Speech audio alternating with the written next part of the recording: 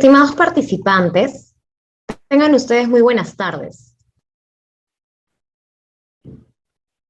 En nombre de la Sociedad Peruana de Derecho de la Contratación Pública, les damos la más cordial bienvenida al primer Seminario Nacional de Derecho de la Construcción y Dispute Words. Seguimos avanzando.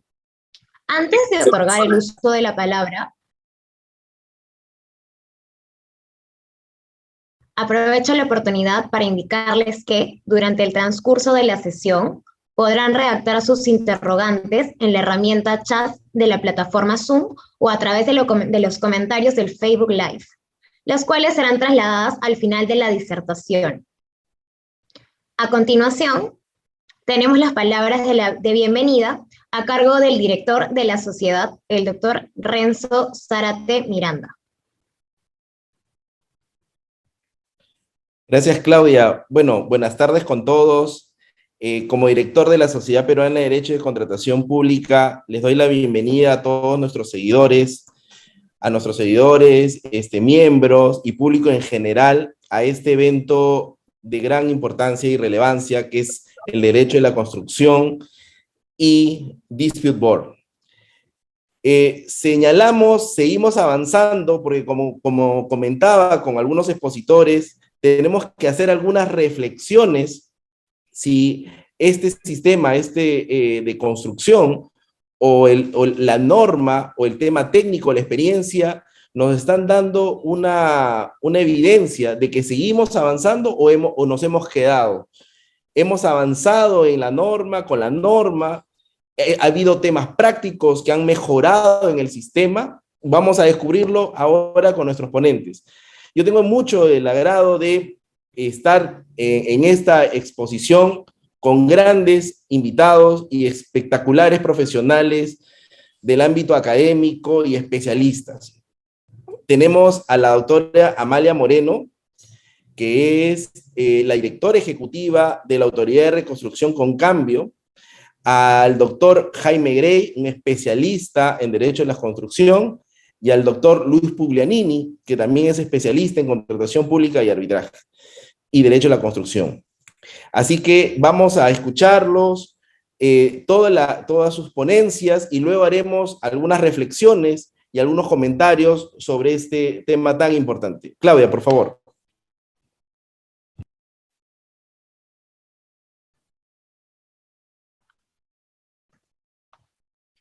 Agradecemos al doctor Zárate por sus palabras de bienvenida.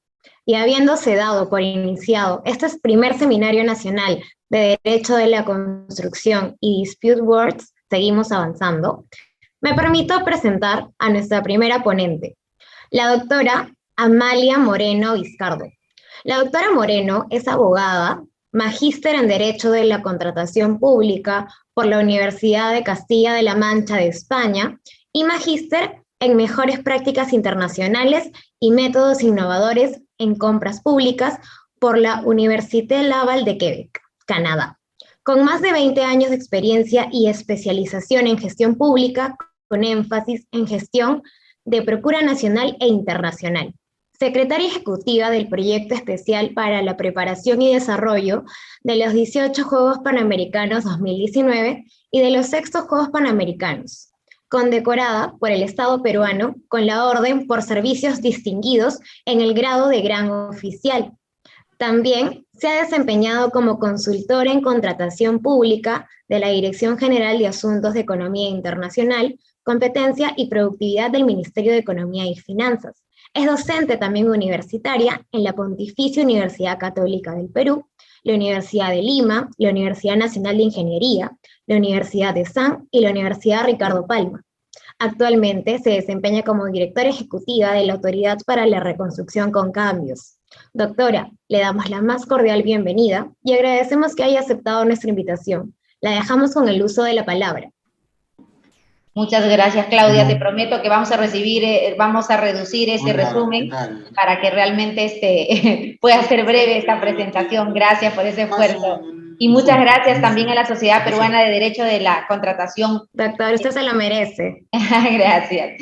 A la Sociedad Peruana de Derecho de la Construcción, de la Contratación Pública, que creo que está haciendo un esfuerzo importante. Hablábamos antes del inicio de este evento con Renzo justamente lo importante que es para nosotros los funcionarios públicos automotivarnos para seguir trabajando, pero tan importante como automotivarnos es también la motivación que recibimos de fuera. Y creo que ese es el esfuerzo que está haciendo la Sociedad Peruana del Derecho de la Contratación Pública, porque está generando escuela, está generando conocimiento, y es lo que necesita nuestro país. Así que hoy nos reunimos, creo que para conversar ahora con esta nueva modalidad virtual de un tema muy interesante, de un tema que en su momento parecía casi imposible de aplicarse en el Perú, pero que sí, digamos, nos ha dado resultados suficientes y que también nos ha mostrado el contrato NEC, el famoso contrato NEC, nos ha mostrado que no solo necesitamos normas, y tampoco se puede vivir de normas, sino que necesitamos mucho más. Necesitamos a gente preparada, con conocimiento y también con mucho, de verdad, con mucho compromiso. Esto también tiene mucho que ver con el logro de objetivos y con, por ejemplo, con la gestión por resultados, que es algo de lo que cada vez nos estamos alejando más en la administración pública y debe ser al revés. Tenemos que acercarnos a esa gestión por resultados. Así que muchas gracias por esa oportunidad para poder compartir un poco de nuestra experiencia ahora en la Autoridad para la Reconstrucción con Cambios. Ciertamente el contrato NEC para nosotros, siempre lo hemos dicho, ha sido concebido, y así está, vamos a decir, el concepto mismo, es que es un contrato flexible, que es un contrato simple, diseñado por ingenieros, para ser aplicado por ingenieros, ¿no? Pero también siempre tenemos que tener mucho cuidado y está el riesgo de que nosotros los abogados siempre vamos a luchar para poner nuestra cuota, ¿no? Entonces, yo creo que hay que tener cuidado y que después Reino Unido no nos vaya a pedir una indemnización por haber tergiversado todo el contrato NEC, ¿no? Entonces hay que siempre estar pensando en cómo hacemos y cómo conservamos la naturaleza y la simplicidad de este contrato NEC. Es el primer mensaje y nosotros como funcionarios públicos también lo tenemos que interiorizar, ¿no? Es difícil, les digo, es difícil porque siempre estamos tentados de protegernos de la Contraloría y de distorsionar todo el contrato NEC con tal de protegernos. Creo que para nosotros poder entender los alcances de este contrato NEC, y un poco lo que nosotros queríamos mostrar con esta diapositiva es que el conocimiento y la buena práctica no tiene fronteras, ¿no? Y por eso es que podemos ver que grandes estadios se hicieron en Europa, ¿no? A través de este contrato NEC, y también nos sirvieron para poder hacer nuestros grandes estadios en los Juegos Panamericanos y Parapanamericanos. No hay límite. La idea es siempre tener la voluntad, adecuarnos a esa buena práctica y tener la oportunidad de plantear lo mejor para nuestro país, porque esa va a ser siempre nuestra meta y nuestro lema como funcionario público, trabajar por nuestro país. ¿Y qué es lo que además hemos visto en este trabajo, por lo menos en cómo nos beneficia el uso de estos contratos NEC? Yo creo que su adaptación, porque a diferencia, y no solamente es el contrato NEC, porque el contrato NEC para nosotros, por lo menos de acuerdo a los lineamientos y políticas que maneja Reino Unido, el contrato NEC no viene solo, viene como un proceso de procura, es, vamos a decir, como un combo, ¿no? Entonces, este contrato se adapta al proceso de contratación que tú haces, el diseño del proceso de contratación. No es como nosotros que tenemos todo estandarizado, es una licitación para cualquier tipo de contratación, no. Aquí el tipo de contrato, el procedimiento se adapta al contrato también, ¿no? Y esa adaptación para nosotros es importante porque creo que si conversa el proceso, el objetivo de qué cosa se quiere evaluar con el resultado del contrato, entonces tiene coherencia incluso para el propio participante. Es eficiente porque tiene sistemas de alertas tempranas, tiene el tema de incentivos, de generar, en vez de penalidades, generar incentivos para generar mejores resultados. Ahora, de eso a la práctica hay mucho trecho. Eso es teoría. Y yo tengo que reconocer que incluso en la Autoridad para la Reconstrucción con Cambios estamos en ese proceso. No ha sido fácil. En Lima 2019 puedo decir que fue más simple porque eran 5 proyectos, que eran los que estábamos encima de ellos y todos eran en Lima.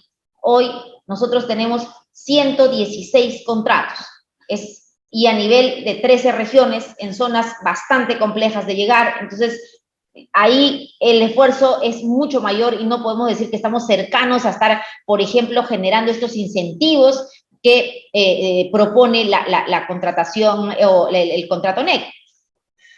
Es colaborativo. Y esta colaboración, a mí me gusta mucho porque veo que muchos docentes, expertos, ya vamos a decir, del derecho mismo, de la contratación pública, de la ingeniería, utilizan este término colaborativo. Y creo que es importante interiorizar lo que significa y lo que trae este término, ¿no? Este trabajo colaborativo y obviamente también el contrato NEC es preventivo porque obviamente nos permite evitar conflictos como es el caso de las soluciones de controversias a través de los dispute board. Rápidamente compartir con ustedes que este procedimiento que ya creo que en más de una ocasión hemos compartido con todos y siempre lo repaso porque hay que tener idea de lo que estamos hablando. Este proceso es, vamos a decir, el inicio del contrato NEC. Pasamos por todos estos filtros para llegar a un contrato NEC y por eso es que todos tenemos que tener la foto completa, ¿no?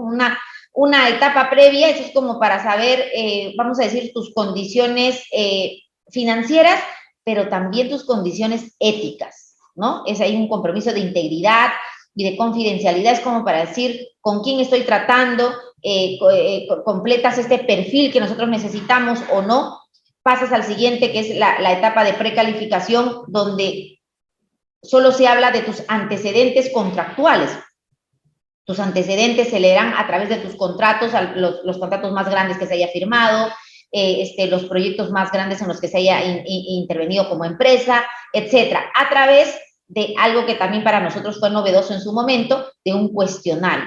Aquí no son papelitos los que se presentan, no señor, es un cuestionario, es como un examen de admisión que te pregunta y te dicen sobre la base de tu experiencia, me vas a contestar estas preguntas y es lo que se evalúa. ¿Quién lo evalúa? Expertos a nivel mundial que además no se conocen, que tampoco saben a qué empresa están evaluando porque solamente se le mandan las fichas de todo lo que presentan, pero no saben cuál es la empresa. Entonces, actos de corrupción en este tipo de proceso, difícil que pueda generarse, ¿no? Etapas, en la etapa, y ya, una vez que se precalifica, ahí siempre de aquí salen los 7 mejores, ¿no? Vamos a decir, como máximo, y luego pasan a la etapa de calificación, y en la etapa de calificación ahí sí ya todos nos ponemos en modo proyecto, no de ejecución, en el sentido de que el objetivo por el cual le estás lanzando este proceso de contratación se vuelve la estrella. Y aquí hay que ver qué propones tú para ese contrato, qué personal vas a contratar, cuál va a ser tu organigrama para poder enfrentar de mejor manera este contrato, cómo vas a gestionar los riesgos, etcétera, ¿no? ¿Cuál va a ser la innovación la innovación de repente que tú quieres presentar de ingeniería para este proyecto? Y eso permite también luego elegir a la mejor opción para finalmente adjudicar y firmar el contrato, el famoso contrato NEC. Esas son estas etapas que siempre hay que repasar y tener en cuenta cuál es su naturaleza y por qué se hace así. Y en esta línea también, esto nos ha permitido que ya firmado el contrato, pasamos a la siguiente etapa de la ejecución contractual. En la ejecución contractual nos veamos con distintos agentes y figuras que no son propias de la contratación pública nacional. Que hoy por hoy el gerente de proyecto o el famoso project manager, vamos a decir, es el que domina el contrato, es el centro de atención porque este project manager es el que tiene que tomar decisiones fuertes. Y creo que ese gran reto lo supieron siempre los experimentados, los expertos en ingeniería en el Perú. Solamente que nos daba miedo de tomar esa decisión porque decimos, ¿cómo le podemos dar tanto poder a una persona? ¿Y cómo esa persona va a aceptar? ¿Y cómo esa persona va a ejecutar este rol si no tiene el conocimiento propio digamos, de poder resolver todo eso? Es porque siento que cuando se visibiliza la figura del gerente de proyectos es casi como reemplazar a una empresa, ¿no? Y uno solo, con su equipo, va a reemplazar a una empresa. Pero no es así. En realidad, es que la entidad, vamos a decir, es el dueño de la obra y como tal tiene que hacerse responsable. Esa responsabilidad que todos los funcionarios le huimos y decimos no, porque la Contraloría va a venir por mí, pues eso es aquí como que es la verdad desvestida, pura, exacta. Dice, tú eres el responsable, tú estás al frente y tú, funcionario público y funcionarios y toda la cadena, tienen que saber qué se está haciendo con esa obra. Entonces, creo que eso también es importante porque así como es fuerte con nosotros los funcionarios públicos y define, por ejemplo, el rol del gerente del proyecto como representante de la entidad y nosotros responsables también de esa obra y decidiendo por esa obra, ¿no? Así también le dice al contratista, oye, contratista, ¿sabes quién es el responsable de la calidad de la obra? Inmediatamente dicen, el supervisor de calidad. No, el responsable de la calidad de una obra, el único y exclusivo responsable de la calidad de una obra es el contratista. Y entonces el contratista, igual que nosotros los funcionarios públicos, tiene que empezar a madurar y a preocuparse por esa calidad, porque esa sí es su responsabilidad y porque el lenguaje es tan simple y claro que le dice al contratista, tú eres el responsable. Y el supervisor de calidad, ¿qué es lo que tiene que hacer? Acompañar a ambas instancias, al gerente de proyecto y al contratista, a visibilizar, ¿no? De manera objetiva qué es lo que se está haciendo en la obra y cómo es que ambos se están asegurando de la condición de calidad. Hasta ahora, yo he mencionado el término plazo, no. ¿Saben por qué? Porque también ahora que estamos gestionando a nivel de regiones, me doy cuenta que ya el plazo es importante, pero no es lo más importante. Nosotros como Perú, como país, tenemos que empezar a preocuparnos de la calidad. Calidad, que es lo que hemos dejado de producir últimamente o en los últimos años. Nuestra ingeniería, nuestro diseño, nuestros profesionales se han especializado muy poco en el diseño y tienen que volver, hay que atraerlos, pagar bien por esos diseños, seguramente así tiene que ser, pero que nuevamente se especialicen, que se retome esta especialización y que tengamos buenos ingenieros que no lo hemos podido encontrar, en todo caso, en esta experiencia que tenemos en la reconstrucción.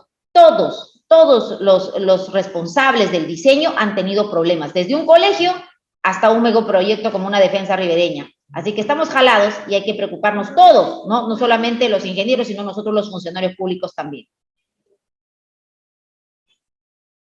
Ay, perdón.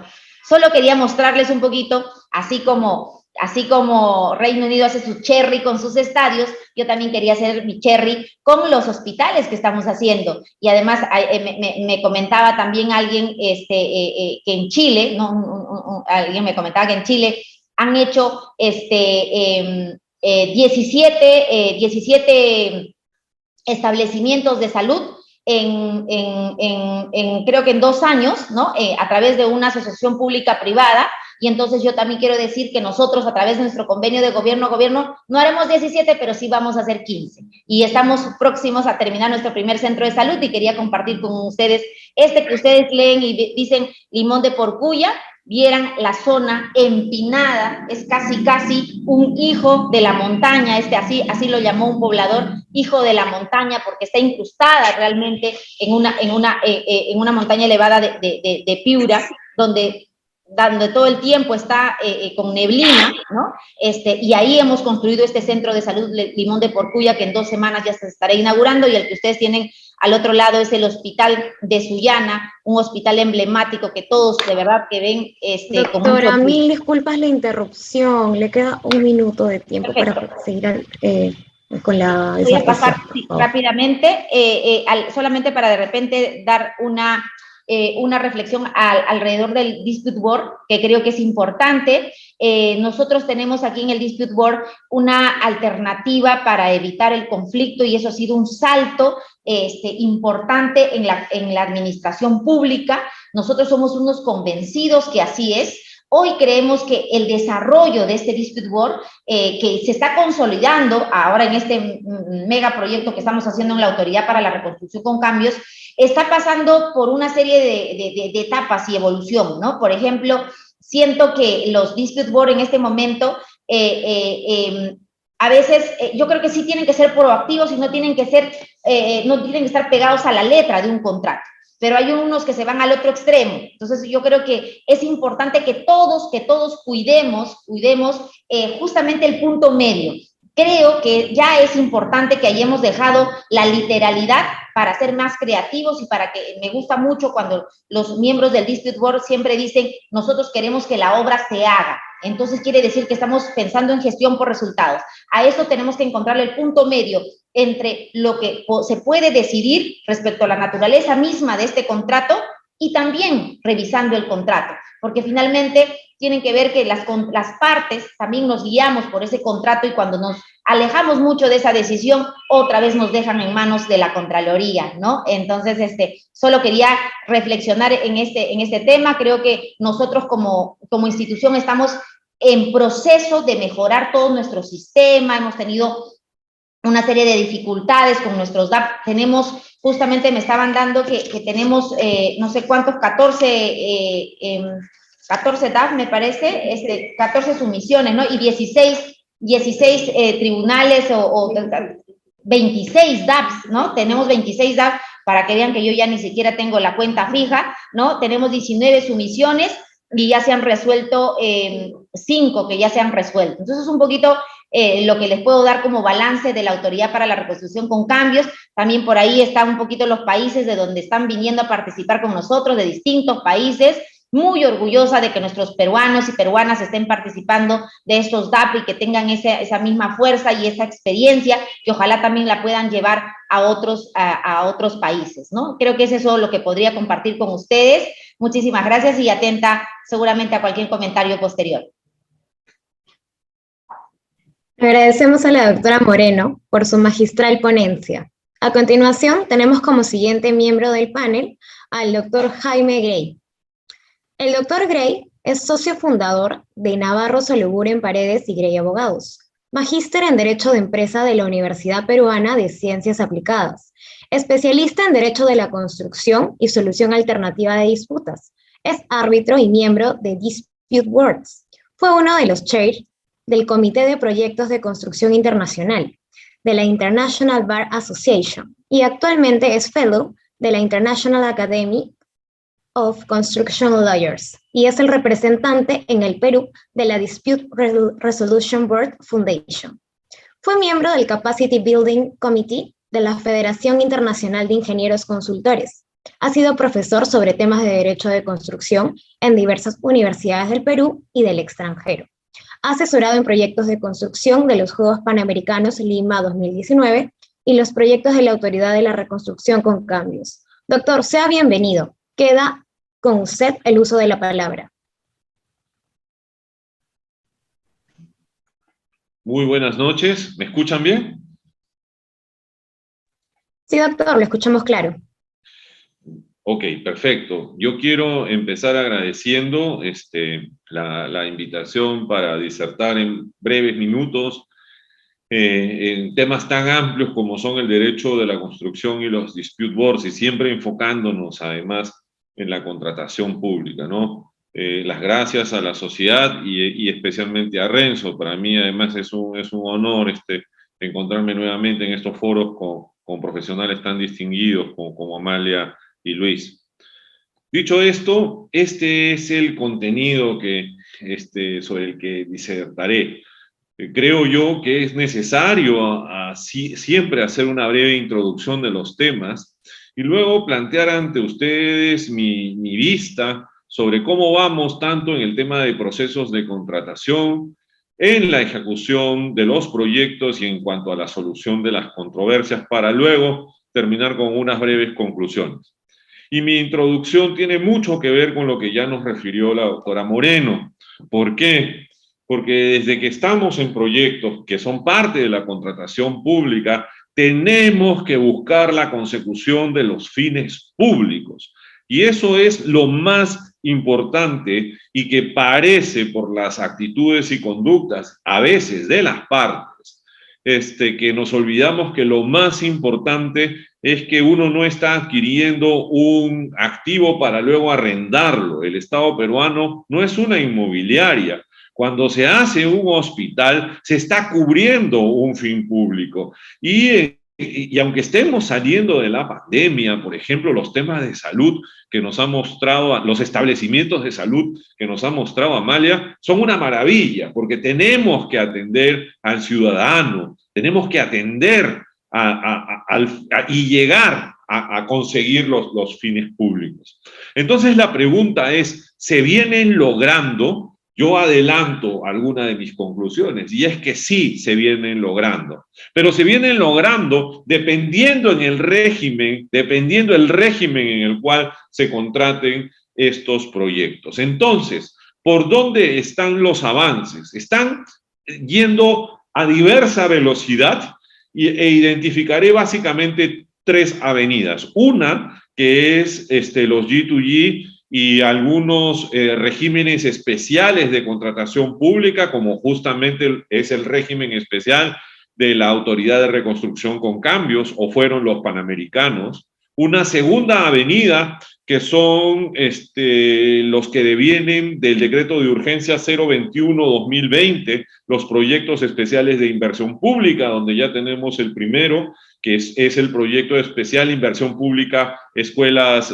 Bicentenario, y en tercer lugar, el régimen general de nuestra ley de contrataciones. Y cada uno está yendo a su propio nivel. Amalia nos está demostrando que ellos van a toda velocidad, pero no es el mismo caso que lamentablemente el régimen general. Hay tareas pendientes, por supuesto, en los tres. Y ahora que he hecho esta breve introducción, les pido, por favor, y hemos hablado de fines públicos, que la tarea todavía no está hecha. Estamos en camino. Fíjense estos números, por favor, que son tomados justamente de una estimación de la brecha de infraestructura a largo plazo al año 2038. Y el BID nos dice que nuestra brecha es de 35 billones de dólares, 35 billones de dólares que se puede identificar en un porcentaje importante en transportes, en saneamiento, en salud, pero también en telecomunicaciones, irrigación y agua. Esa es la brecha, esos son los fines públicos, o lo que está relacionado con estos números son los fines públicos que tenemos que llegar a cubrir, y ese debe ser nuestro norte. Entonces, ¿cómo vamos en los procesos de contratación? Se está aplicando las mejores prácticas en el G2G, y a mí me consta que así es. Gracias, en primer lugar, a que los funcionarios están poniendo lo mejor de sí, a que las normas se lo permiten y que están asesorados, en el caso de los G2G, por PMOs de primera magnitud mundial. En el caso del decreto de urgencia 021, lo mismo. Esto ya estaba preparado para que así sea. Sin embargo, esto ha sido complementado por su propio G2G y también se viene cumpliendo. Y luego viene nuestra ley de contrataciones. Y allí necesitamos trabajar muchísimo en las estrategias de contratación y sistemas de entrega que podrían merecer una conferencia entera o días de conferencia entera, para asignar los riesgos de la mejor manera, de acuerdo a lo que sea necesario en cada proyecto. Y esto tiene que tener un espaldarazo, tanto en los contratos que se usan como en nuestra norma. ¿Y cómo vamos, por favor? ¿Cómo vamos con respecto a la ejecución? Nuevamente, ¿se vienen implementando las mejores prácticas? Sí. Las herramientas colaborativas, como las alertas tempranas, que una vez más refirió la doctora Moreno, son importantísimas. Y hay otras, como el cronograma, como usar un cronograma ambicioso, sumamente detallado y sumamente actualizado, que nos refleja qué es lo que realmente está ejecutándose en la obra, desterrando malas prácticas de contratación pública. Bueno, eso tiene que viene siendo usado en los contratos NEC y que viene siendo usado en los contratos FIDIC y otras formas internacionales, también tiene que ser exportado y adoptado en nuestra ley de contrataciones próxima. Entonces, ¿cómo vamos en la contratación, en la ejecución? Yo creo que vamos bien, con sus bemoles, con sus problemas, pero estamos rompiendo la inercia de una manera muy clara.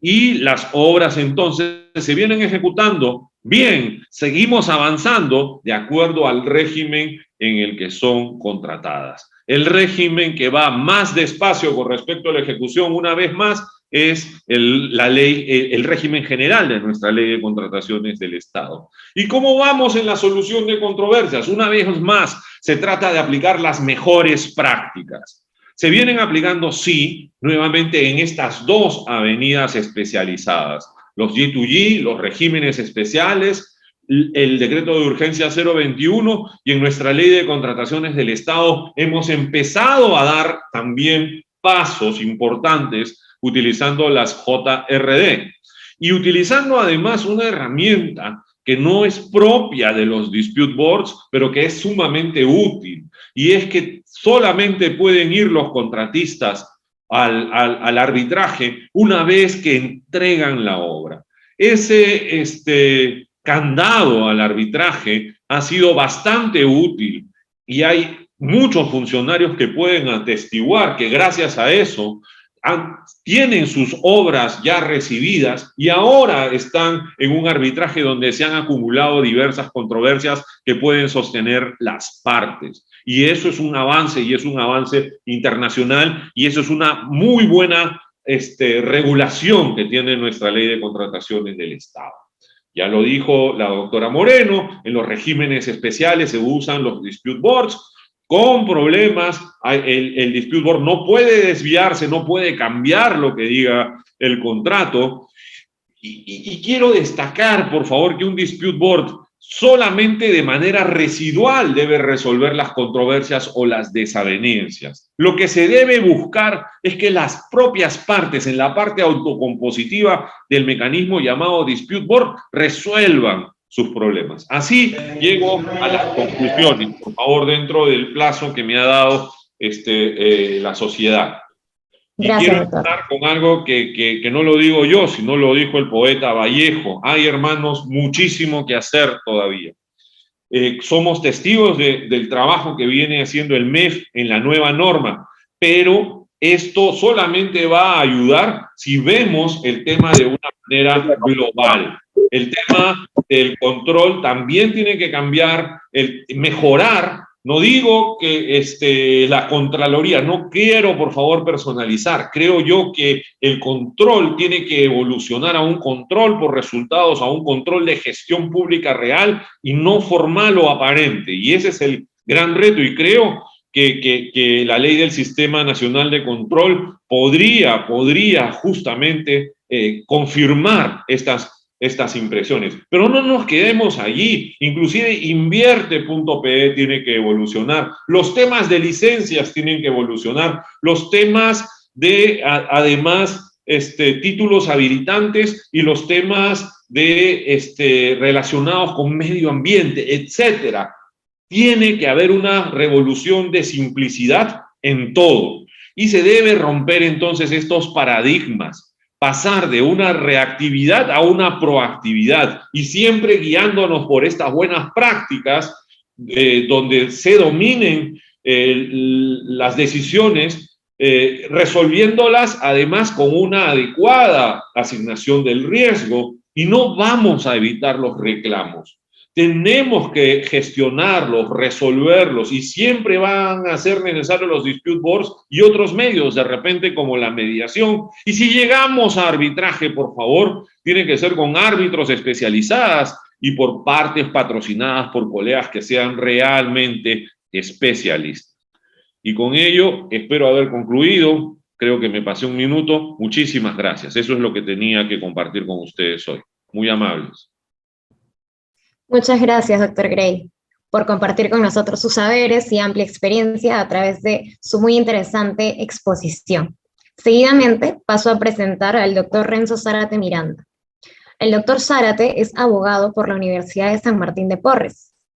Tiene una maestría en Derecho por la Universidad de Ciencias Aplicadas UPC, miembro de Laureate International Universities. Ha laborado en los principales estudios de abogados de Lima. Asimismo, ha laborado en diversos cargos gerenciales y de alta dirección en el sector público.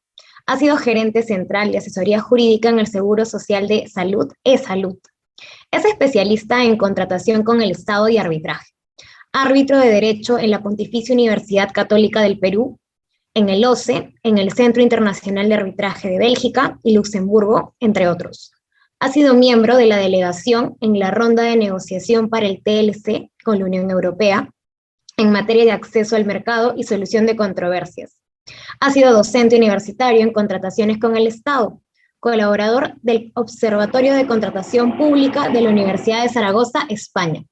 Actualmente es miembro del Consejo Directivo de la Superintendencia Nacional de Fiscalización Laboral, SUNAFI. Asimismo, se desempeña como director de la Sociedad Peruana de Derecho de la Contratación Pública y es socio fundador de la firma Zárate Abogados Asociados. Doctor, le damos la bienvenida nuevamente y lo dejamos con el uso de la palabra.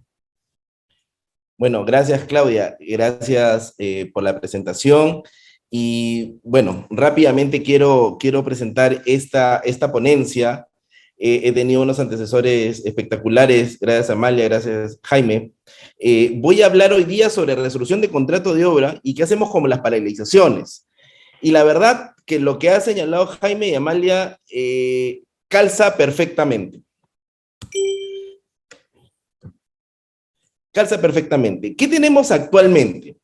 Tenemos actualmente que en el ámbito nacional, la situación actual, hay 2.369 obras que están paralizadas, la cual representa una inmovilización de una inversión de 22.453 millones de soles. Y esto es una fuente de hace poco de la Contraloría General de la República. De estas obras paralizadas, identificadas, la que concentra mayor paralización son los de gobiernos locales de 1.714, que representan el 72% del total. Mientras que en los gobiernos regionales existen una también segunda parte de paralizaciones, conllevando a ello a 12.287 millones de soles. ¿Qué tenemos como segundo punto importante acá?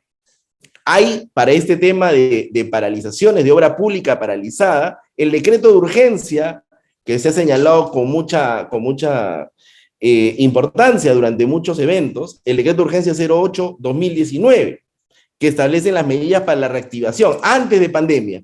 ¿Y qué señala esta obra pública paralizada?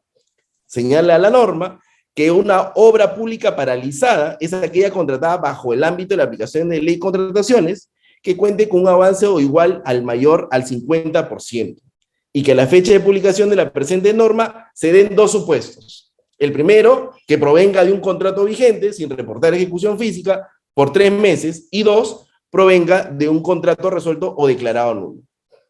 ¿Por qué llevo a cabo esta alegación sobre obras paralizadas o obras públicas paralizadas? Porque hasta hace unos días o un mes atrás se ha señalado que se requiere una modificación a la ley de contrataciones del Estado como consecuencia que existen obras públicas paralizadas, generando una situación en la que se está poniendo como responsable algunas situaciones en el lado del privado y algunas situaciones en el lado del público. ¿Qué tenemos acá? Se ha indicado a través de algunos funcionarios públicos que las obras se paralizan por algunas consecuencias claras que hemos tenido en nuestro país. Corrupción, adelanto de obras solamente cobradas, algunos supuestamente están señalando, oye, vamos a llevar a cabo un adelanto de obra, se cobran y supuestamente el privado no lleva a cabo esta obra, la paraliza o le genera una resolución, los expedientes técnicos mal elaborados y los arbitrajes que supuestamente estarían paralizando y no generan que las obras se lleven a cabo o se ejecuten en los tiempos previstos. Pero la verdad, ¿esto es así? ¿Es culpa del contratista? ¿Es culpa de cierto sector que están generando que la obra esté paralizada? ¿Qué es lo que se está pretendiendo con algún sector que no ve con buenos ojos a la ley de contrataciones y algunos puntos que deben ser modificados? Están señalando que Si el contratista incumple, la entidad debe resolver automáticamente, sin necesidad del laudo arbitral, se liquida la obra y que se continúe. Pero la pregunta que nos lleva a continuación es, ¿esto es necesario? ¿Esto es necesario? ¿Qué nos establece la ley de contrataciones respecto de las resoluciones de contrato de obras? Veamos lo que señala el artículo 167 del reglamento de la ley de contrataciones. ¿Es necesaria una modificación? Veamos. Dice, las prestaciones pendientes en caso de resolución de contrato o declaratoria de nulidad de contrato debe llevar a cabo lo siguiente. Cuando se resuelve un contrato, se declare de su nulidad y exista la necesidad urgente de continuar con la ejecución de las prestaciones derivadas de este, sin perjuicio de que dicho acto se encuentre sometido a alguno de los medios de controversia, la entidad puede contratar a alguno de los postores que participaron en el procedimiento de selección. Para estos efectos, la entidad determina el precio de dichas prestaciones, incluyendo todos los costos necesarios para su ejecución debidamente sustentadas. Si se advierte claramente, el reglamento de la ley de contrataciones ya regula el supuesto jurídico por lo cual se quiere modificar la ley de contrataciones. ¿Qué más señala la norma del artículo 67? Establece claramente un procedimiento frente si existe una resolución de contrato. Y dispone en su artículo 167.2 y el 167.3 cuál va a ser ese procedimiento. Primero, determina el precio, pregunta si hay disponibilidad presupuestal y la entidad invita a los postores. ¿Qué más? Y luego de ello, la entidad va a contratar a aquel postor que ocupó una mejor posición en la orden de prelación. Ahora bien, es decir, frente a una paralización o una resolución que genera una paralización, yo tengo la oportunidad, y la norma ya lo señala claramente, se encuentra regulado, cuál es el procedimiento frente a esta situación. ¿Qué debemos llevar a cabo con ello? Una contratación directa. Y es consecuencia de esta resolución o nulidad frente al artículo 167, que es este artículo 100 del reglamento de la ley de contrataciones, que cuando este supuesto se aplica, es decir, contrataciones derivadas de un contrato resuelto o declarado nulo, cuya continuidad de ejecución resulta urgente. Es decir, frente a la necesidad que la entidad necesita seguir avanzando, la norma te da toda la facilidad, en este punto al menos, para poder continuar y seguir el procedimiento y llevar a cabo una contratación directa frente a un contrato resuelto o nulo, siempre y cuando, dice la norma, se haya agotado lo dispuesto en el artículo 167 que hemos indicado hace unos minutos. Entonces, como hago la pregunta, ¿es necesario frente a estos cuestionamientos en temas de paralizaciones que necesitamos modificar la ley de contrataciones? Creo que ahí hay otra situación que debe ser evaluada. Entiendo que esta modificación no es necesaria, al menos como se ha planteado. Queda claro que ante la resolución de un contrato, la obra no debiera paralizarse. Ya existe un mecanismo legal o regulatorio que permite actuar de manera inmediata en una situación o paralización. Lo que sí seguramente debemos tener en cuenta es la gestión misma del funcionario público frente a esta situación. ¿Qué tenemos que hacer más bien, creo yo? Y tal como le ha dicho Jaime y Amalia, hay que fortalecer los DAPs, es decir, la Junta de Resolución de Disputas. Antes de empezar en una modificación de la ley de contrataciones o de su reglamento, debemos más bien fortalecer el sistema de resolución de disputas o dispute boards. Va a tener un efecto definitivamente, una consecuencia positiva. Los incentivos para poder llevar a cabo una resolución de disputas frente a estas situaciones que ha comentado Jaime clarísimamente, es una herramienta perfecta y efectiva y ágil el DAP. Y como ha señalado, la norma en la ley de contrataciones ha sido asertiva en señalar que cuando se va a llevar al arbitraje, cuando se entregue la obra, y ello va a generar mayor facilidades. Entonces, creo que... Doctor, le quedan 2 minutos para que termine su disertación. Mil disculpas. Termino. Definitivamente, los efectos de los dispute board van a generar un incentivo perfecto entre las partes. Y como se ha señalado, hay que generar dispute board en el sistema autocompositivo.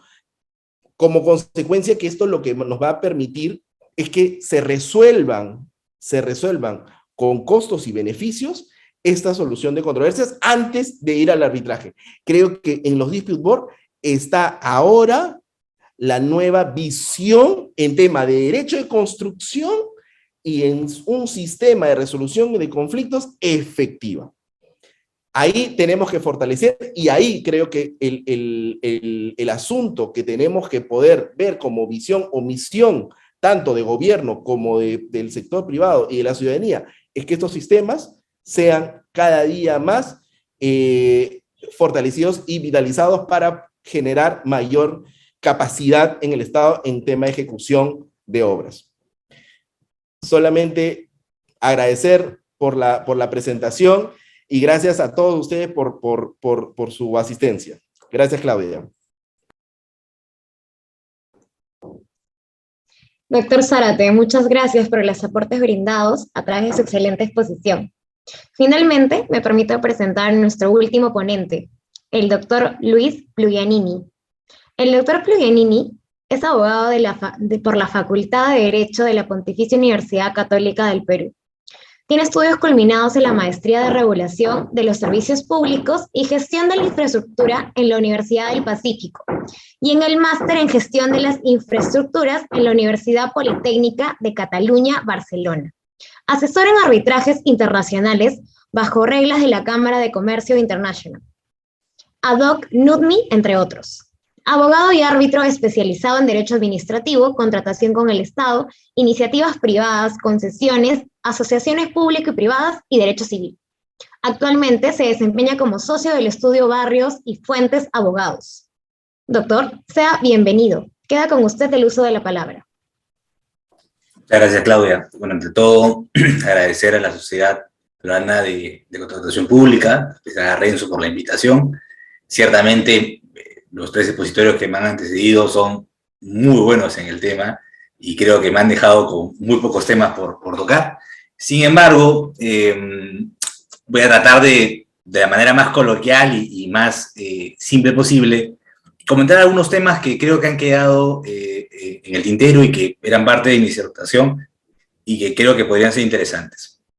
Para empezar, algo que es muy importante, ciertamente el mecanismo de solución de controversias, ¿no? En función, para todo contrato, y en especial en contratos de construcción.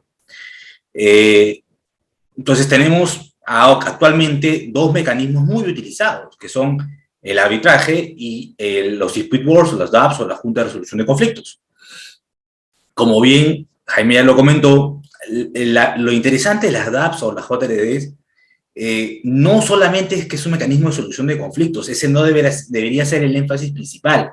El énfasis principal es la prevención del conflicto, el acompañamiento de especialistas como los adjudicadores, y que debería ser mucho más explotado. Sin embargo, acá hay algo que sí me parece interesante comentar y que también me genera una preocupación a futuro. Hasta hace algunos años, el arbitraje era la herramienta muy utilizada, por cierto, en contrataciones con el Estado, que permitía a criterio o la percepción que las obras se lleven a cabo y no se detengan en comparación al Poder Judicial. Y la reflexión era, claro, yo voy a arbitraje, soluciono mis controversias relativamente rápido y mi contrato va a culminar. Pero la percepción al día de hoy es que más bien el arbitraje, como explicó muy bien Renzo, la percepción, el arbitraje suspende las obras, ¿no? El arbitraje suspende las obras. Y se considera que las JRD o las DAPs van a permitir más bien una mayor fluidez. Espero, es una reflexión realmente que tengo, espero que no vaya a ser que a futuro se volteen a decir que ahora son las DAPs o las JRDs los que complican la ejecución de las obras y que por ello ahora hay que buscar otro mecanismo, ¿no?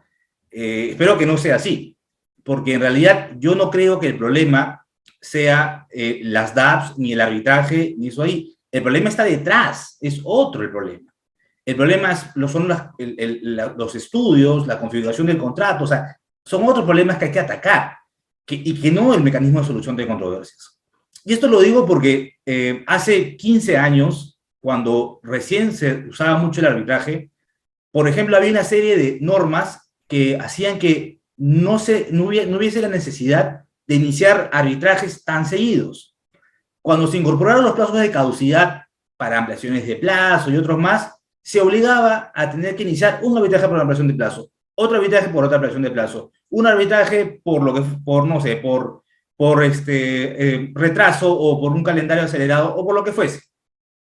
Mientras que hace 15 años, ¿qué es lo que sucedía? El arbitraje, la obra terminaba, se recepcionaba y luego en liquidación habían un único arbitraje donde se discutía todo, ¿no? En ese momento se discutía todo. No era, claro, no siempre pasaba así, pero en la mayoría de los casos pasaba de esa manera porque los contratistas, de alguna manera, esperaban terminar la obra para ver si realmente valía la pena discutir por algo o al final, en función a su ejecución, tal vez por la eficiencia habían cubierto ese costo y no iban a gastar en un arbitraje. Entonces esperaban hasta el final del arbitraje. Otro tema adicional normativo que ha generado también que el arbitraje no sea tan eficiente y que va a pasar lo mismo probablemente con las TAPS o las JRD, sobre todo las JRDs en el ámbito de la contratación pública, que no puedan ver los adicionales. Ciertamente esa es una limitación muy grande, porque al no poder ver los adicionales, y si el adicional es la solución al proyecto, y quien resuelve la controversia no lo puede ver, ¿quién lo va a ver? Enhorabuena si las partes se ponen de acuerdo y lo solucionan, pero si no, ¿quién lo va a ver? ¿El Poder Judicial? Supuestamente no se hizo el arbitraje, y ahora la JRD, para evitar ir al Poder Judicial. Entonces, estamos derivando las posibles soluciones, que en muchos de los casos son, en mayoría de los casos, son la solución última para que el proyecto tenga viabilidad, para que culmine y cumpla la funcionalidad pública. Entonces, hay ciertas cosas, creo que sí se debe ajustar en la configuración legal respecto al mecanismo de solución de controversias para que no se le ponga trabas y realmente puedan ejercer todo lo que se necesita para desarrollarse. Otro tema también que me parece interesante es el tema de los incentivos. O sea, al final del día, las personas, todos los seres humanos, sea que trabajemos en el ámbito privado o en el ámbito público, funcionamos por incentivos, o sea, avanzamos por incentivos. Los incentivos pueden ser diversos. Puede ser una finalidad altruista de decir, oye, yo quiero hacer el bien por mi país. Puede ser una finalidad que no es contrapuesta necesariamente, que es yo también necesito tener un ingreso y poder generar una situación en la cual sustento para mi familia y sustento para mí. Entonces, es importante este tema de los incentivos, porque ¿qué es lo que sucede?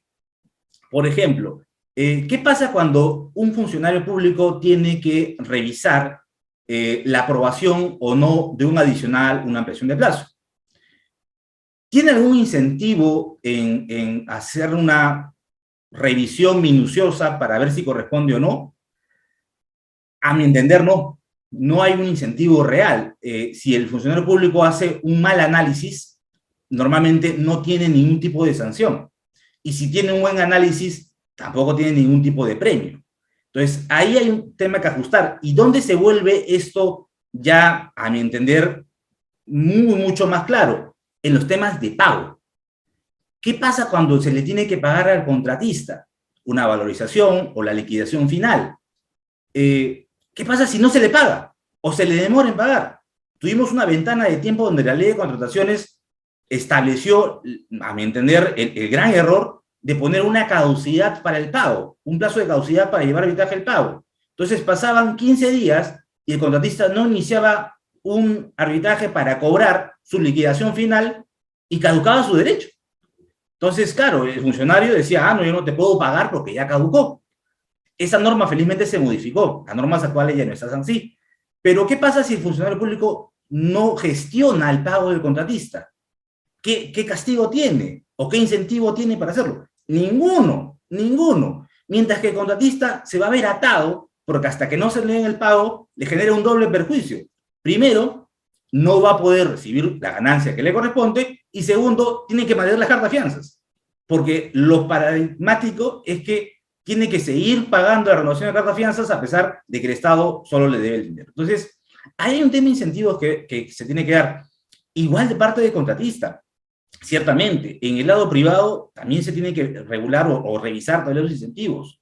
Y creo que los mecanismos de ejecución colaborativa generan mejores incentivos, porque solamente el incentivo de penalidad o el incentivo de ese tipo no son los únicos que funcionan. Mientras si tú dices, oye, generemos sinergias, y si al final de la obra lo haces en un menor plazo o tienes un ahorro, lo que no gastaste, tienes una parte tú como ganancia, definitivamente es otro incentivo mejor.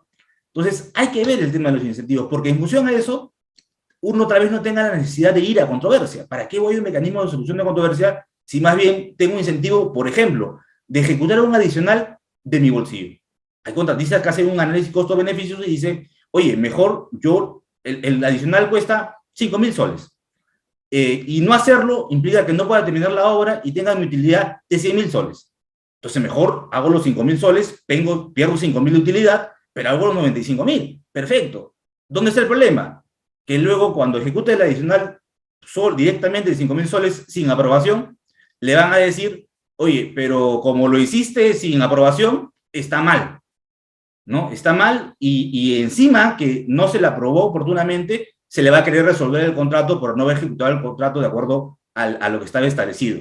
Entonces ahí vienen ciertas cosas que ciertamente hay que ajustar, ¿no? Hay que ajustarlas, me parece, y no trasladarle todos estos problemas de la excesiva burocracia o formalidad que a veces hay en la contratación pública a las juntas o a los árbitros, porque al final del día, ¿qué es lo que está haciendo? Se está trasladando un problema de un lado al otro, y simplemente al final van a pensar que el enemigo es el árbitro o el adjudicador por darle razón a quien tenía la razón desde un inicio.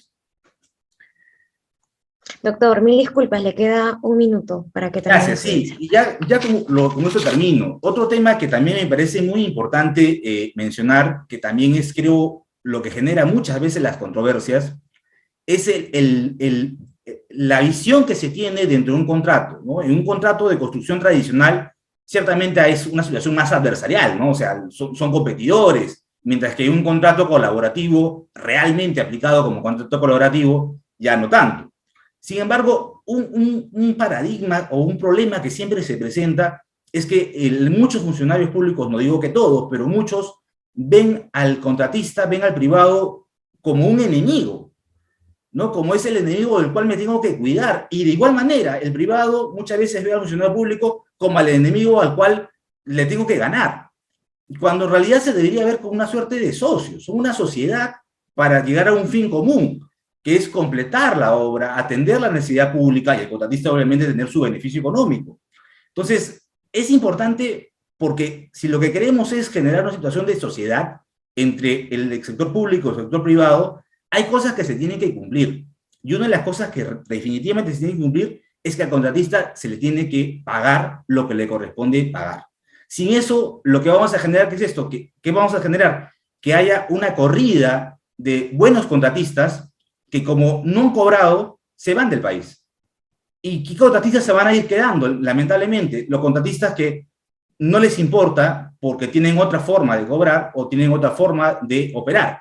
Entonces, eso no es lo correcto. Si queremos generar incentivos para que vengan buenos contratistas, no solamente hay que pedirles el cielo, sino también que cuando cumplen el contrato, pagarles lo que corresponde por ese esfuerzo, ¿no? Y no generar situaciones ya escandalosas, donde hay contratistas que están 10 años en arbitrajes y luego de eso se van 5 años más a ejecución forzosa en el Poder Judicial para cobrar su deuda, ¿no? Y que les devuelvan las cartas fianzas. Yo realmente tengo mucho entusiasmo. Mahler en la parte de la construcción con cambio ciertamente es una isla en este mundo de la contratación pública, pero yo tengo mucho entusiasmo en que hay una cascada, ¿no? De que esas buenas prácticas comiencen a chorrear hacia abajo y se impregnen en los demás contratos.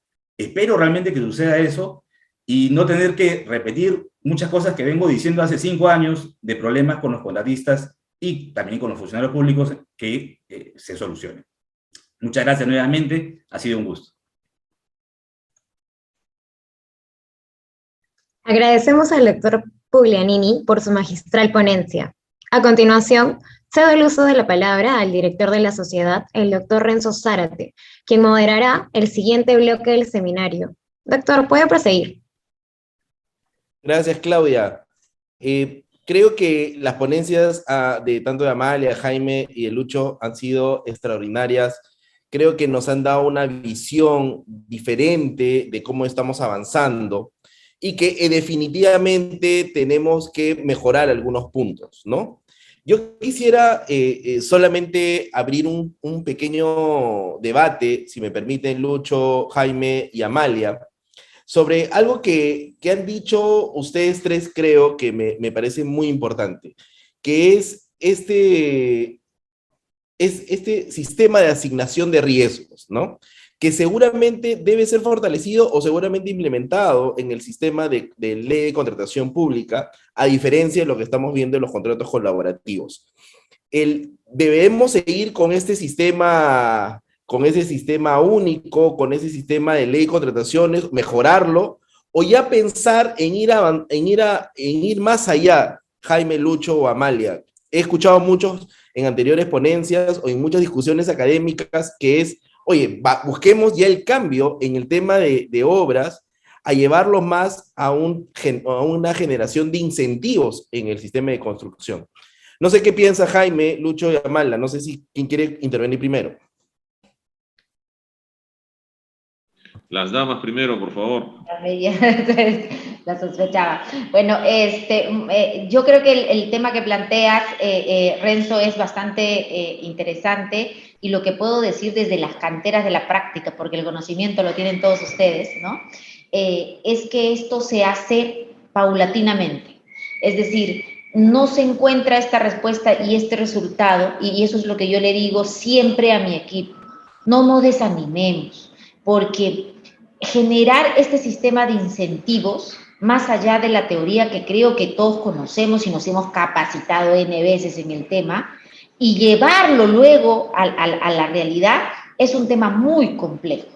Yo quiero decirles que en este esfuerzo de la Autoridad para la Reconstrucción con Cambios, estamos trabajando con profesionales de provincia, con gente que recién escucha la palabra NEC, a ese nivel. ¿Por qué? Porque con el tema de la pandemia y demás, no es que la migración de profesionales de un lado para otro ha sido fácil.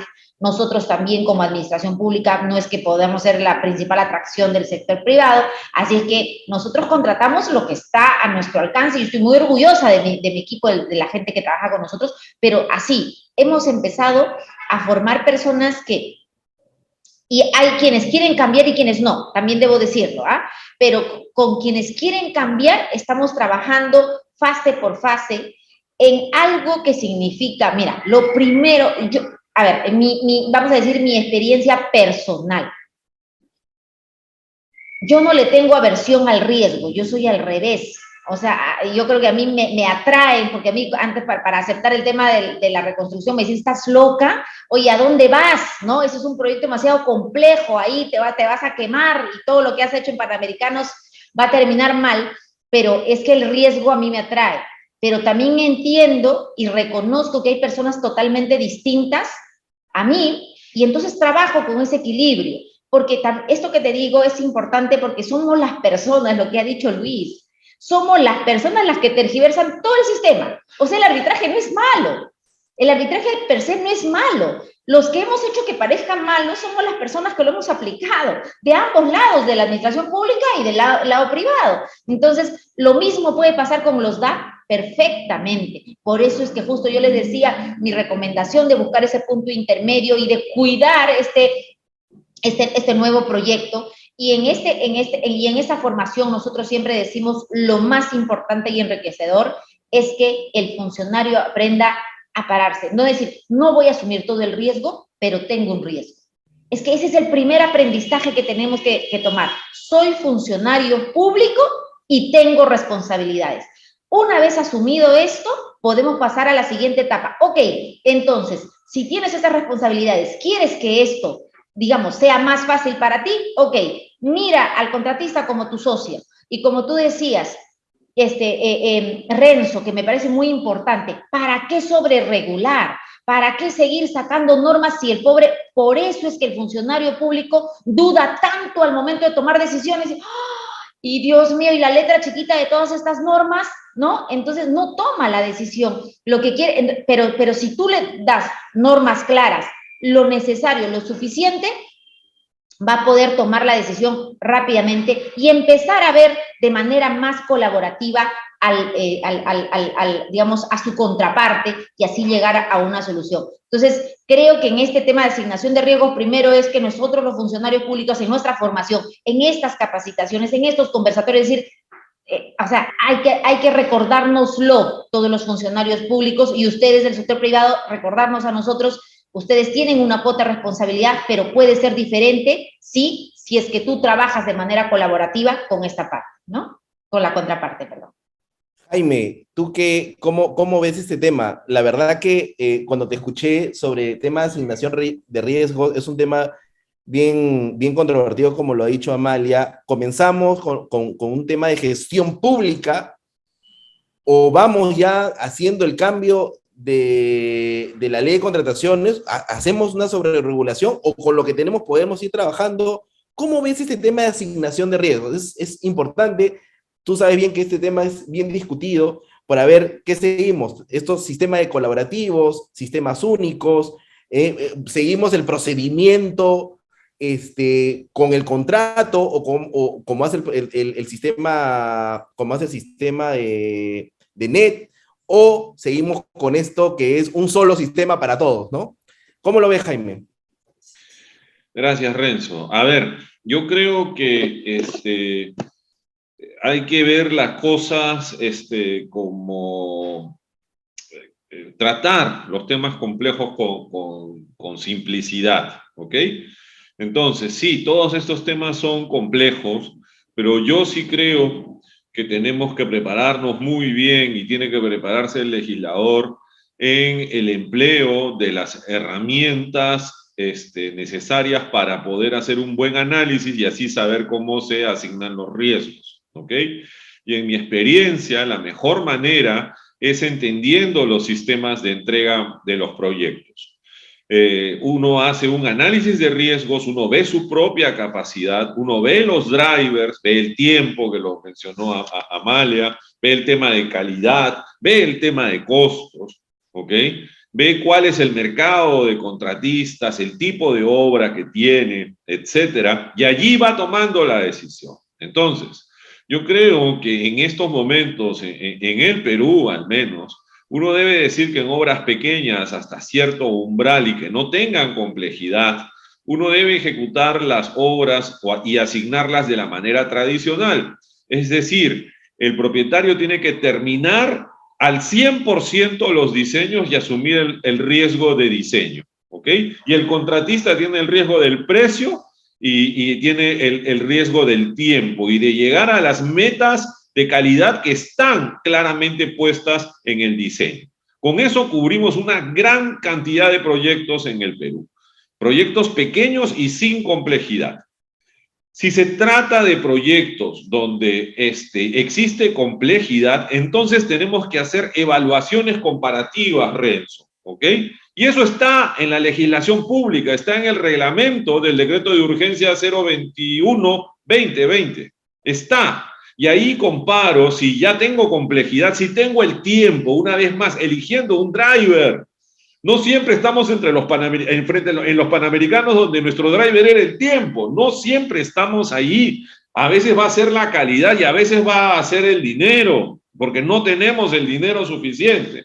Y así vamos a hacer nuestro árbol de decisiones y vamos a hacer comparativamente si allí nos conviene seguir con lo tradicional o irnos con un diseño y construcción que no es colaborativo, por favor, o de repente con una gerencia como lo que hicieron los Panamericanos cuando emplearon el NEC opción F, ¿ok? O de repente nos vamos a un sistema de entrega colaborativo que es distinto a las herramientas colaborativas que están en el NEC. El NEC llega a tener un sistema de entrega colaborativo cuando se usan las cláusulas X12 o X22 que no se usaron en NEC 3 o cuando utilizo el libro de alianza en NEC 4 que tampoco se ha usado, ¿ok? nuestros amigos del PEIP-EB de las escuelas Bicentenario van a ir en NEC 4, pero que yo sepa todavía no van a utilizar un contrato de alianza, que es un libro particular que trae NEC 4. Entonces, Renzo, en corto, la gran mayoría está resuelto regulando bien y de manera sencilla el sistema tradicional. Con obras grandes, medianas y con complejidad, no el área usuaria, pero sí el órgano encargado de las contrataciones y un Perucompras entrenado en estas lides debería decir cuál es la mejor manera de utilizar la asignación de riesgos que el sistema de entrega nos puede aconsejar como herramienta de análisis. Esa es mi respuesta, Renzo. Gracias, Jaime. Y eso es bien importante para darle el uso de la palabra a Lucho, porque Lucho dijo algo también interesante sobre ese punto, que son los incentivos, ¿no? Lucho, ¿cómo ves este tema de asignación de riesgos? Lo hemos discutido en alguna oportunidad, y esta asignación de riesgos es muy importante para el tema de derecho en la construcción, para ver por dónde podría ir la ley de contrataciones sobre una nueva visión. Sí, mira, la verdad que es un tema bastante complejo, pero como bien dice Jaime, hay que tratarlo de manera simple, simplificarlo. A ver, vamos por partes. Yo pienso que primero el tema de la asignación de riesgos es muy necesaria en todo tipo de contrato, la identificación, asignación y gestión de riesgos. Lo que no se puede o no se debe hacer es ocultar los riesgos, ¿no? O sea, el de pensar que el riesgo no existe y por eso no se hace ningún tipo de asignación, y lo peor de todo, no se gestiona. Entonces, ahí ciertamente hay una situación que hay que mejorar, pero yo no creo que venga de la mano con un cambio normativo, sino que viene de la mano con un tema simplemente de mejorar la gestión. Y nuevamente ahí vuelvo a lo que decía, de que hay que copiar las buenas prácticas que ya se están usando en otros lugares. O sea, lamentablemente es un tema paulatino, ¿no? De un tema de formación. De la noche a la mañana no va a haber la suficiente cantidad de personas que sepan manejar el tema de asignación de riesgo correctamente, pero tiene que ser paulatino, ¿no? Entonces tiene que haber, además para que si se quiera hacer un cambio, no puede simplemente decirse quiero hacer el cambio, hay que establecer un plan, ¿no? Entonces decir, a ver, si quieren por regiones, si quieren por sectores, como uno lo prefiere hacer, pero decir, por ejemplo, ya, a partir del siguiente mes, el 20% de los proyectos, por decir un ejemplo, ¿no?, de transporte, van a tener profesionales que cumplan estas características en temas de asignación de riesgos. En 2 meses, tal porcentaje, y ir así gradualmente subiendo, pero tienen que haber mediciones de cómo se quiere lograr el objetivo y finalmente seguimiento del mismo. Porque si simplemente se dice, hágase, sin ningún plan, no se va a hacer. Primer punto, ¿no? Ese es el primer punto. Lo otro es que ciertamente el tema de incentivos es muy importante, y yo creo que ahí sí, para generar los incentivos correctos, tal vez se necesitan ciertas adecuaciones muy pequeñas en las normas de contrataciones con el Estado, pero muy pequeñas. O sea, no hay que sobreregular y tampoco generar ya un tema de incentivos innecesarios. Hay que simplemente quitar tal vez algunos desincentivos que hay al día de hoy, y nuevamente, todo viene por una cuestión de gestión. Creo que lo que necesitamos ahorita es mejorar la gestión, una escuela de gestión o algo por el estilo. O sea, no sé cómo poder hacer, no tengo en la cabeza el plan, pero creo que ahí está el problema, ¿no? Y ciertamente lo que dijo también Jaime, o sea, hay un tema en el sistema de control, no individualizando tal o cual organismo. El sistema de control para los contratos bajo la ley de contrataciones es un sistema que ciertamente no está generando los incentivos correctos.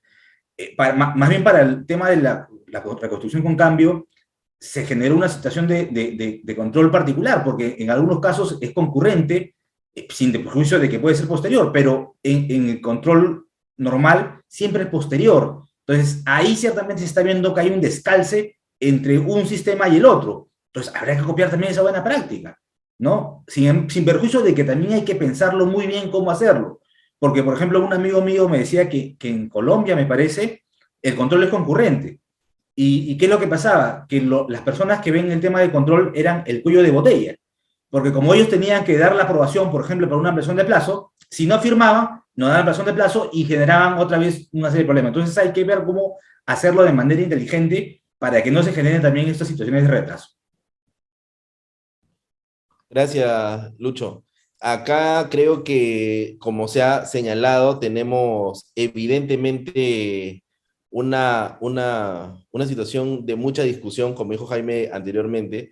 Podemos discutir este tema largamente en tema de construcción y modificación de ley de contrataciones. El tema de asignación de riesgos siempre ha sido materia de discusión.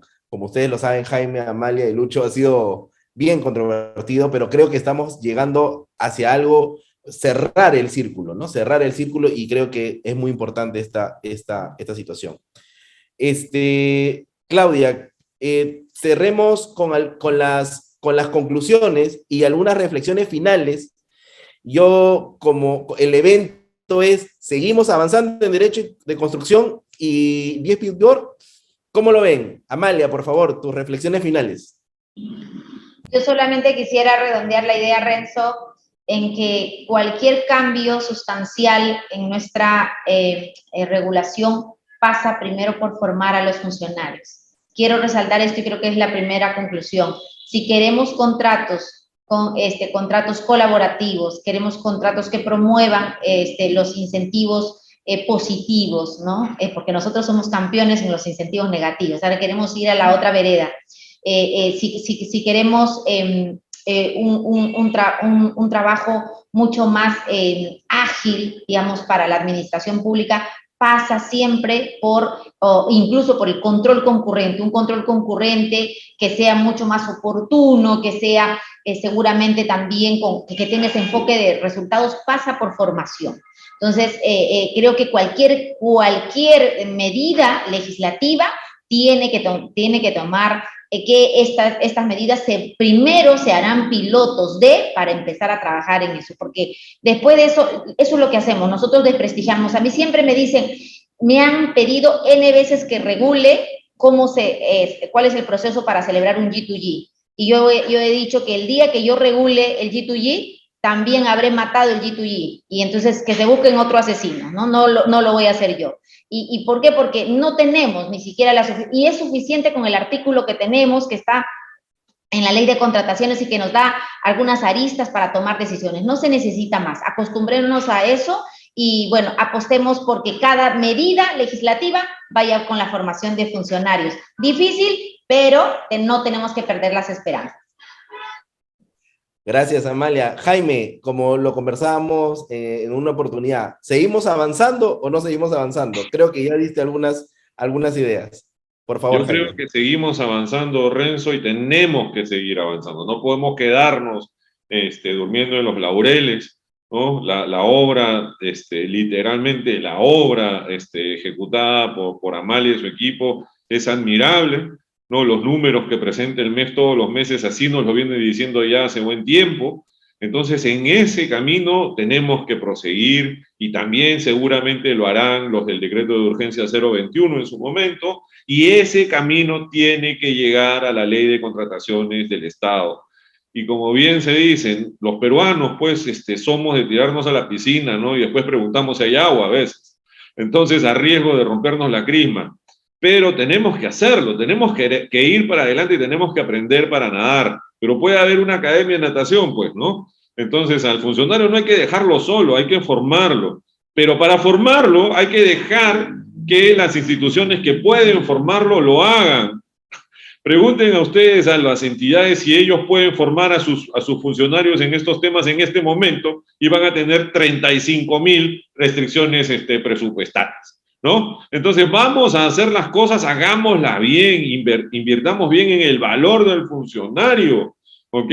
Que aprenda de NES, que aprenda de FIDI, que aprenda de G2G, que aprenda de gestión, que aprenda de control. Entonces, si no le damos esa formación, estamos en problemas.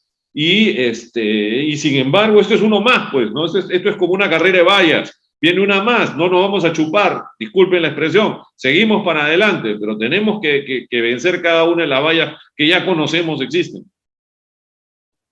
Gracias, Jaime. Lucho, tus reflexiones finales. ¿Seguimos avanzando en derecho, construcción y dispute board? Yo creo que sí. vamos por buen camino. Creo que se ha avanzado ciertamente. Paradójicamente, creo que en pandemia se ha avanzado aún más. En caminar, ¿no? En caminar las cosas, y eso es bueno. Yo creo que dejaría una reflexión final más bien del lado de los privados. Creo que si en cualquier supuesto en el cual hay competencia, siempre es bueno.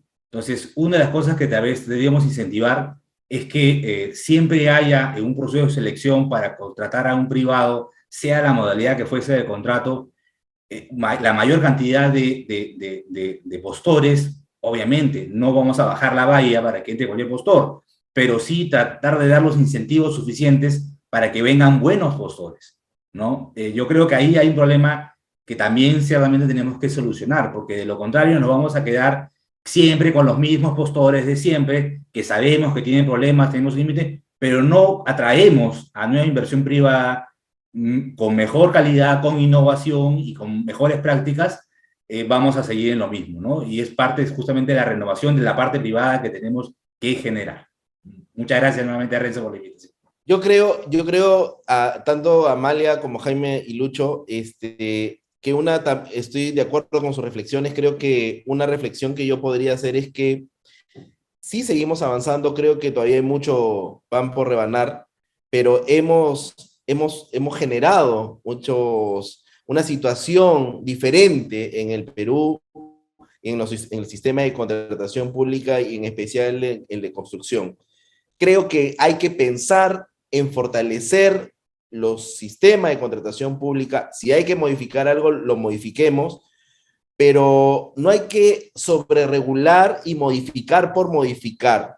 Era un poco lo que señalaba en mi ponencia, ¿no? Un tema se habla de paralizaciones, se habla de situaciones que a veces no concuerdan con la realidad, pero sí generan una desestabilización en el sistema de contratación. Creo que lo que hemos expuesto, he visto una visión positiva. Hay motivos para poder sentirnos con un sentimiento de que estamos avanzando con lo que con nuestra ley de contrataciones, con los sistemas que estamos utilizando, y con buenos funcionarios y con buenos expertos que tenemos en estos temas tan particulares. Solamente cerrar esta etapa. Claudia, por favor. Sí, doctor. A continuación, sus palabras de agradecimiento, doctor. Bueno, ya, finalmente... para todos los asistentes. Sí, agradecerles a Amalia, a Jaime y a Lucho y a todos los asistentes y al público en general que nos están viendo por las redes sociales en este momento. La verdad que el celular están que envían muchas felicitaciones a todos ustedes. La verdad que creo que hemos hecho una tarea. Espero que no sea la primera ni la última. Vamos a seguir discutiendo estos temas, desde ya invitados en otros eventos. Así que darles las gracias. Creo que el evento ha tenido un nivel académico y de experiencia altísimo por la calidad de ponentes que hemos tenido. Así que gracias, Amalia, la verdad, gustoso de que estés con nosotros en este evento. Jaime, sabes el aprecio que te tengo, y gracias nuevamente por participar en este evento de la Sociedad Peruana de Derecho de Contratación Pública. Y Lucho, un amigo de siempre. Así que vayamos avanzando. Creo que la sociedad está aportando no solamente al tema académico, ¿no? al tema académico, sino un tema de ciudadanía, ¿no? Como uno de nuestros objetivos, responsabilidad social. Y eso buscamos, que todos nos unamos, tanto el sector privado, el sector público y la ciudadanía. A eso apuntamos como sociedad. Gracias, amigos. Gracias a todos. Nos vemos en otra oportunidad. Gracias. Vamos a hacer una última foto, sí, chicos. A ver. Sí, también, unas palabras de la sociedad, ¿no? Con las palabras de nuestro director damos por culminado el primer Seminario Nacional de Derecho de la Construcción y Dispute Boards. Seguimos avanzando. Agradecemos por su asistencia y participación el día de hoy a todos los participantes, así como su interés en los eventos que viene organizando la Sociedad Peruana de Derecho de la Contratación Pública. Buenas noches, y sí, ahora sí para la foto, por favor. Gracias, chicos. Gracias a todos. Gracias. Nos estamos viendo. Gracias. Gracias. Buenas noches, hasta luego, Chao, chao. gracias.